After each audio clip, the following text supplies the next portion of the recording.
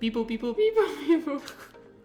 Blue Lagoon or Sky Lagoon? Which lagoon in Iceland should you go to? In this video, we're gonna break down everything that we experienced when we went to both lagoons, and then please wait until the end of the video where we will tell you what our favorite lagoon was. All right, so first and foremost, Blue Lagoon. Yes. I would say it's kind of more known.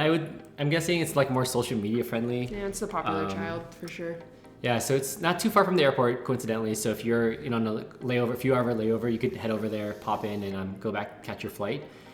So it's about 12 miles from the airport, and it's super cool because as you're driving into the Blue Lagoon and walking to the entrance, there's it's surrounded by these volcanic rocks. So it's kind of like black rock that surrounds the entrance, and it's right next to a volcano. So check the volcano warnings to make sure you're not going during an eruption period. We went during the first opening. I think it was a Friday at 8 a.m. Yep. So we were there by 7:45. Not too many people. Although it was already bright, just barely. So I definitely would not go at noon. Maybe closer to sunset probably be better. Yeah, definitely. In terms of booking online, I would highly recommend to book ahead of time on their website. It's very easy to book online. They take all major forms of payment, and we did book online. We got a confirmation, and it made check-in much easier. So when you walk into the entrance, there's a line or a queue that you go through. You show the person your confirmation, and then they'll look it up. They'll give you this little wristband. This wristband is very important. Don't lose it, because it lets you get in and out of the lagoon, and it also lets you access some of the other goodies that we'll talk about later in the video. Yeah, so you check in, get your wristband, and head to the changing rooms, separate for male and female. Yep. And this wristband helps you unlock and lock your lockers. Good luck with that. It might take you a few minutes, but you'll figure it out. Or you can ask. There's people there helping people out. It felt a little cold in there, but colder than Sky Lagoon, but still tolerable. The main thing is that you need to shower before you enter both lagoons. And at the Blue Lagoon, each shower has a dispenser for soap, conditioner, and shampoo. We learned going beforehand that the silica of the water is really hard on your hair. So someone gave a tip that we just followed. We're not sure if it's legit or not, but we left conditioner in our hair as we left the changing room to the lagoons. Yeah. So before we get into the actual lagoon itself, we paid for the $95 plan. Pricing may vary at the time you're watching this video, but it comes with a drink per person. You get a silica face mask, and then you get obviously access to the lagoon. And I know there's more expensive packages, but I think this one was just fine for us. So. Each lagoon, I think, tells you that you can stay there for an unlimited period of time, but it was the two of us, and 2 and 3 hours was way more than enough to see all the areas, to chill at a leisurely pace. So yeah, that was good enough. If you have more people and you're maybe chatting it up more, probably a little more time, but 2 or 3 hours is enough. Oh, and then also they have a lounge and cafe near the entrance. So after you check in, there's a cafeteria, bar-ish area. It's pretty cool because there's big windows looking into the lagoon. So if you just want to chill and watch the lagoon, you can do that. Mm-hmm. But not a really good place to lounge in Sky Lagoon, which we'll talk about later. Yeah. Now onto the lagoon. So lagoon is actually huge. It's way bigger than I thought it was going to be, and it's broken into a lot of different areas. So even if there's a lot of people there, everyone kind of has its own corner. Unfortunately, when we were there, parts of the lagoon were closed. So just FYI. One of the first areas that is really popular is the bar, and it's a sunken-in bar where basically you can grab your drink and get a bunch of other stuff. It's cool too because once you have your drink, what do you do with your cup? But there's actually all these little trash can looking things where you can throw your cup in there. There's also a bar for your face mask. There is a sauna. There is a steam room. There is a steam bath. And then if you want to talk a little bit more about this water spout. Yeah, by the face mask station, I think you put it on your face for 5 to 10 minutes. And then some people just kind of dip their face in the lagoon and wash it off. But by the face mask station, there's a little spout with fresh water, so it's colder and you could drink. Well, I drank it. I'm not sure I'm pretty sure you could drink it. You're still here, so. And I used it to wash my face, so there was that. And then there's also a nice little waterfall area. You could just kind of go in there and get pressured by waterfalls. Yeah, it was warm too, so it was nice. As Kayla mentioned, we did go early morning. It wasn't as busy, and even when we left around 11 or 12, it was way busier, but still plenty of room for everyone to be there. The water is obviously the most distinct feature of the Blue Lagoon. It's blue because of the silica dust or silica. And it's also cool because it's heated from the geothermal energy from below. And with that, in combination with the temperature of the air, it creates this like fog-like effect. So that's really cool. Yeah, definitely. So in terms of things to bring, there's a few things that I think we wish we would have brought that we didn't. One of the things that we did bring, though, was a waterproof phone case. They do sell them there, but we got ours off of Amazon because it's cheaper. Sunglasses, especially if you're going during the day, it is so bright. In terms of headwear, maybe a swim cap if you have like long hair, and maybe a beanie if you don't want your ears to get cold. So, in terms of towels and slippers, I don't think it's necessary. You can just come in with your shoes in full gear and then change out, because one, towels, they give you a towel from the lagoon to the changing room. Although you need to be pretty adamant, because when Kayla tried asking for a towel, they didn't give it to her for some reason.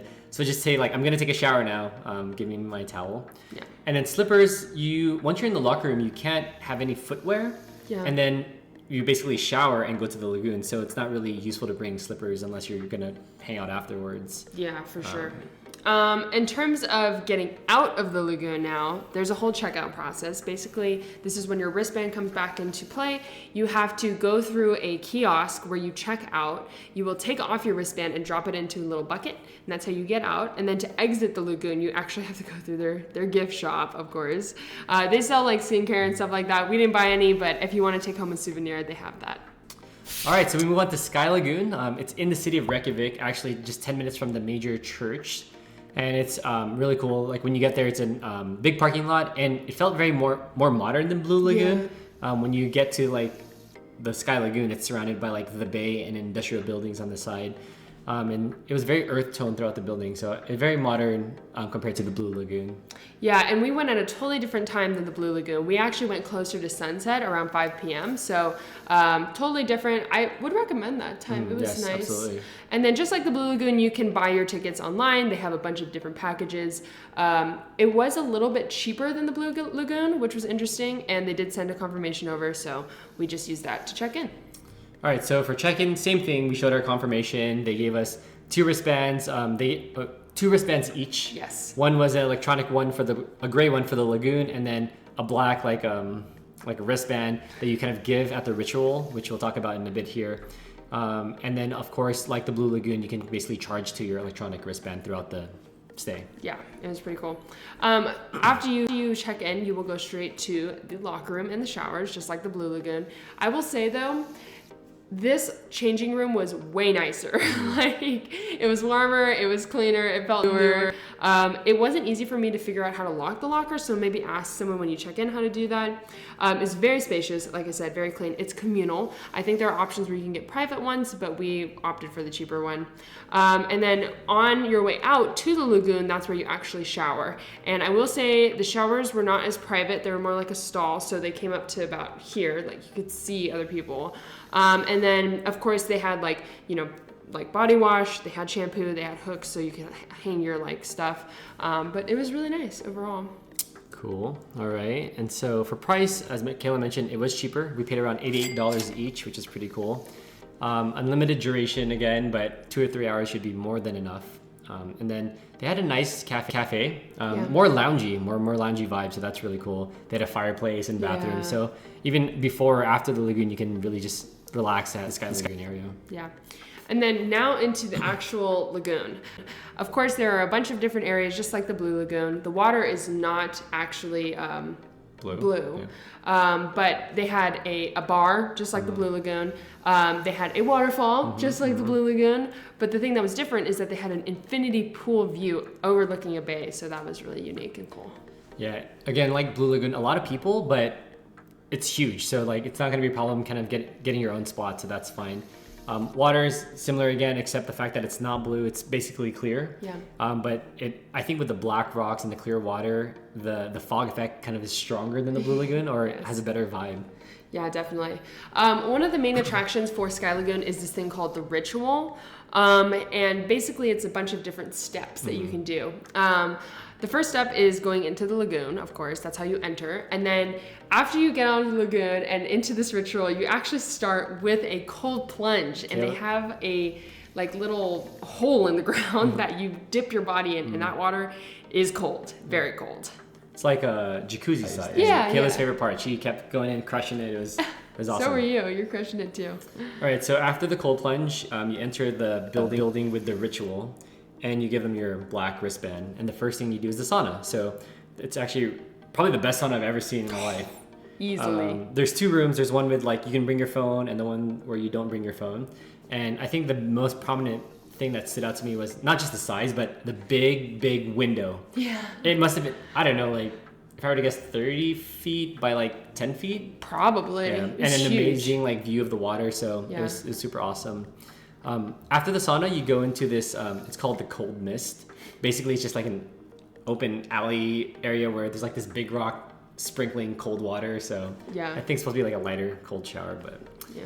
And then sky scrub, is that the... That oh, was the salt, salt scrub. So there's a room where they give you like this like salts that you kind of like exfoliate your skin on. So that was cool. Yeah. All of this stuff, by the way, you do in a communal aspect. So you will see other people there, so just be aware of that. After the scrub, you go to a steam room, and that room was steamy. You steam it out. You keep the scrub on you at that point. So you're steaming with the scrub on. After that, then you can take a shower, wash it all off, and then at the end, you get a little elixir. It's like a little shot of cranberry juice. It's pretty good, but that's basically the ritual. I thought it was pretty cool. What'd you... Yeah, I like the cranberry juice. I was trying to sneak in another shot, but Yeah. anyway, things to bring. Not much more different than the Blue Lagoon. So the phone case that we had, that was useful because we were like being Instagram people. Sunglasses would be useful, especially when you go on a brighter time. Headwear. Some people were actually wearing swim caps and beanies, Yes. so they were smart. Yes. They knew what they were doing. And then again, no need for towels. You get towels as you exit the lagoon and when you're going to the shower. And then same thing with the slippers. You can't bring footwear into the locker rooms. And so from the locker, you go straight to the lagoon. Yeah. In terms of checkout, it's a very similar process to Blue Lagoon. You need your wristband, so don't lose it like I did. And then luckily somebody bring it up so I could check out.